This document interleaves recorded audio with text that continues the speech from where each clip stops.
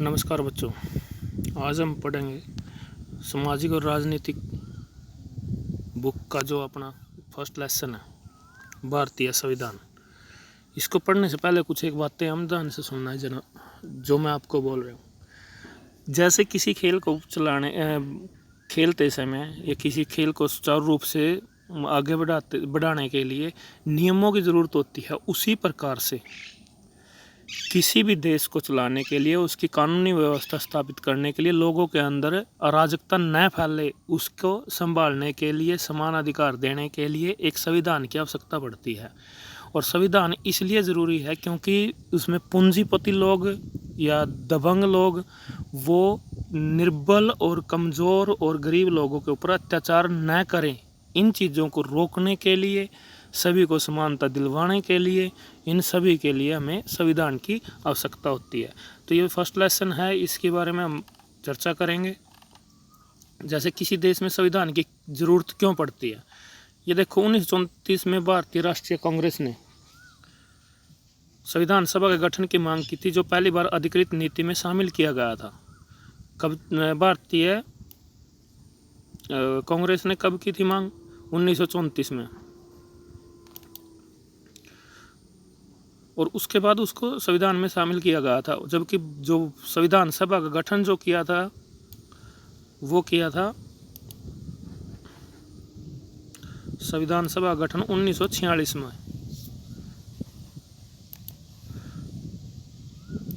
1946 में गठन करने के बाद उसको संविधान को बनाने में जो भारतीय संविधान है 2 वर्ष 11 महीने 18 दिन का समय लगा था। उसमें बहुत सारी जो बैठकें हुई, उन बैठकों में कानूनों के ऊपर चर्चा हुई, बहस हुई, और बहस होने के बाद जो जायज़ लगा, जिसके अंदर जो सुधार की गुंजाइश थी, उन कानूनों को बनाया गया, लोगों के हित में उसको बनाया गया। दिसंबर 1946 में संविधान सभा की गठन किया गया था और नवंबर 1949 में, ये थोड़ी सी बातें हैं। दिसंबर 1946 में जो गठन किया था, उसके बाद 2 वर्ष 11 महीने 18 दिन लगे थे। जो 26 नवंबर 1949 को अपना संविधान बनकर तैयार था, मगर उसको लागू किया गया था 26 जनवरी 1950 को। क्यों? इसके पीछे भी एक तथ्य था।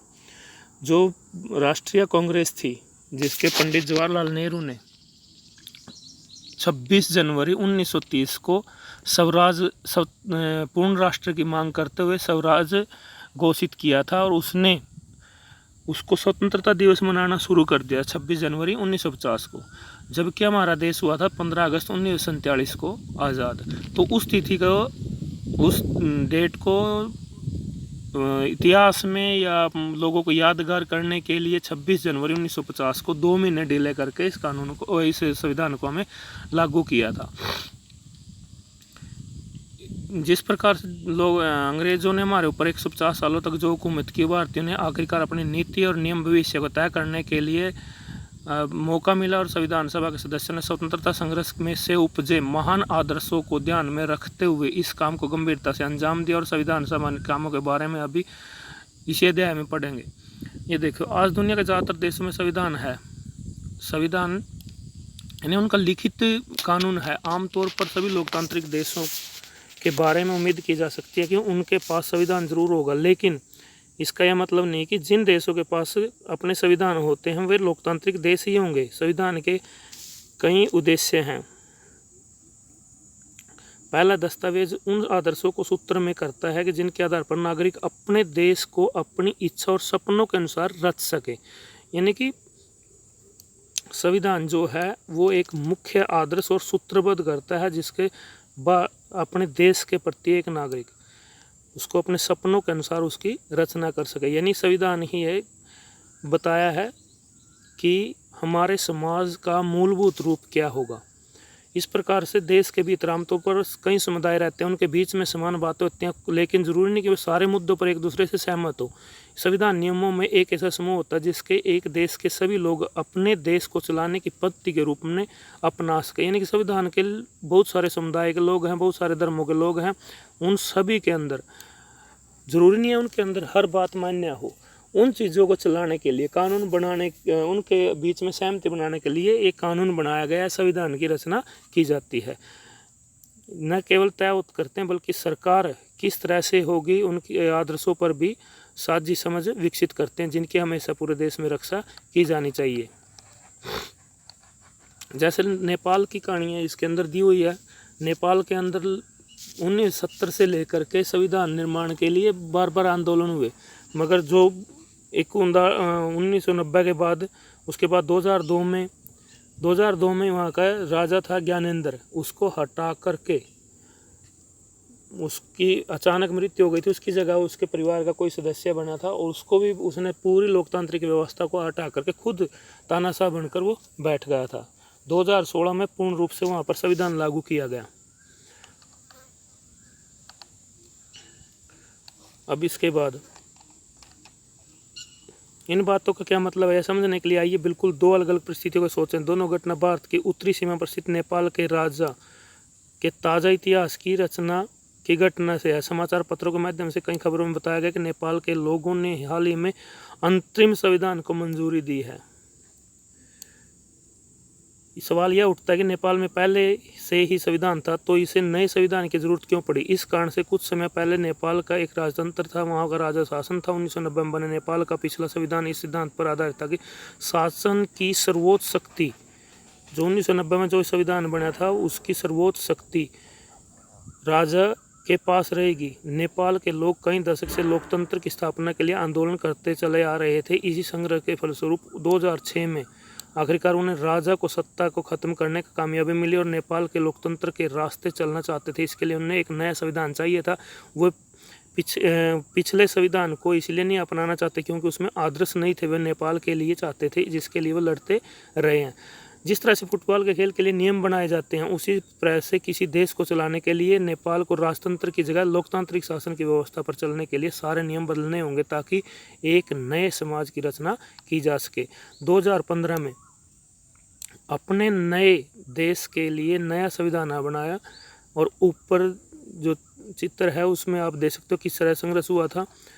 इसके बाद है और उसमें क्या रहा, वहाँ की जो बागडोर थी वहाँ पर राजा को हटाकर सारी की सारी प्रधानमंत्री को शक्ति दी गई। राजा की शक्तियाँ बिल्कुल समाप्त कर दी गई और उसका मंत्री और मंत्रिपरिषद वो उसके राजा के सदस्य बने।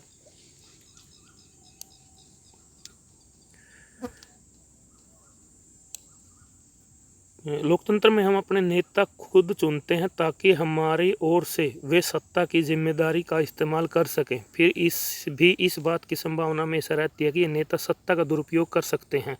इस तरह से विकृतियों को बचाव का उपाय संविधान में मिलता है। राजनेताओं द्वारा सत्ता के दुरुपयोग से लोगों को भारी अन्याय हो सकता है।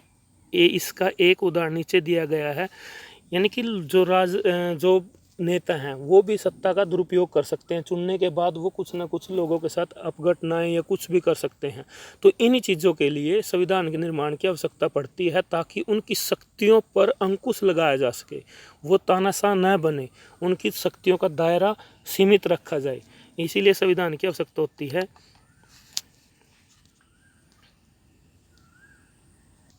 जैसे इस चित्र में आप ध्यान से पढ़ सकते हो, जो भी चीज़ इसमें दी आप ध्यान से पढ़ना, सारी इसमें बातें हैं।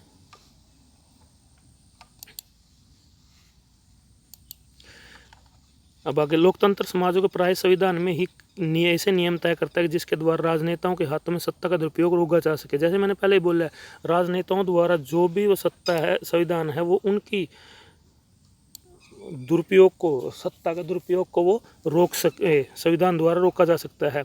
भारतीय संविधान में ऐसे बहुत सारे कानून मौलिक अधिकारों वाले खंड में दिए गए हैं। क्या आपको कक्षा 7 की जो भी आपने पढ़ा, ओम प्रकाश वाल्मीकि द्वारा जो पुस्तक लिखी गई थी उनके अनुभव का आपने पढ़ा होगा।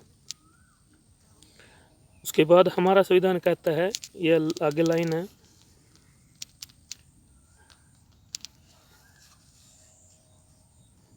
यहाँ से देखो, हमारा संविधान कहता है कि सभी धर्म, नस्ल, जाति, लिंग और जन्म स्थान के आधार पर देश के किसी भी नागरिक के साथ भेदभाव नहीं किया जा सकता। इस प्रकार समानता का अधिकार भारतीय संविधान में एक मौलिक अधिकार है। यानी कि ये इन चीज़ों को बनाने के लिए संविधान की आवश्यकता पड़ती है। उसके बाद है इसमें, लोकतंत्र में ही संविधान का महत्वपूर्ण काम यह होता है कि कोई भी ताकतवर समूह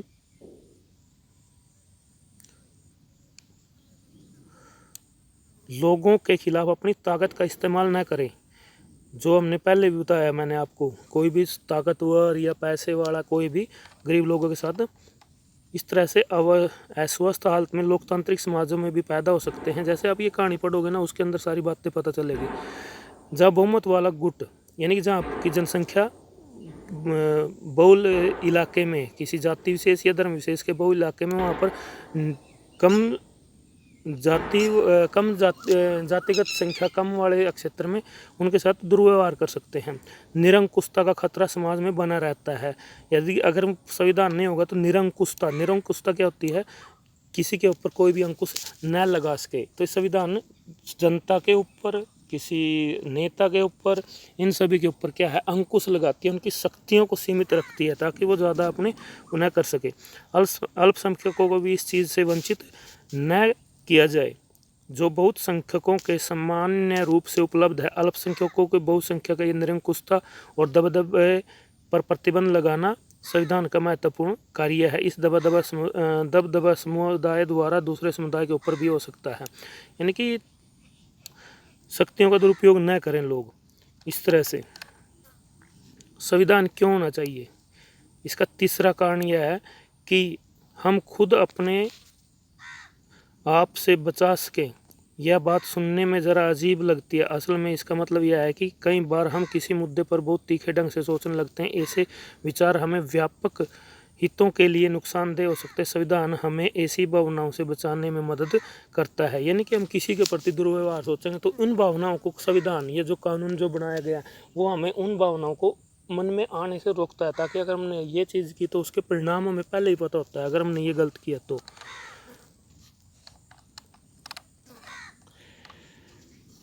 चलो